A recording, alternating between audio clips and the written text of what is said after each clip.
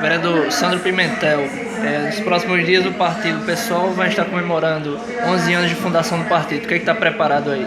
Olha, a gente aprovou aqui na Câmara a realização de uma sessão solene, onde nós vamos lembrar os 11 anos de fundação do PSOL e 10 anos da sua legalização. Para nós é um marco histórico muito importante, que traz uma representatividade da política brasileira, inclusive o PSOL que vem crescendo.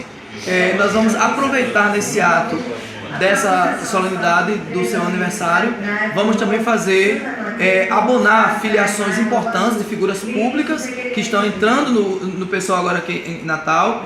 Vamos fazer também filiação, fazer o lançamento da pré-candidatura do professor Roberto Paulino a prefeito de Natal e comemorar o ascenso do PSOL, que inclusive de hoje para amanhã vai estar recebendo também mais um deputado federal, mais um deputado estadual, enfim, isso mostra que o PSOL está no caminho certo.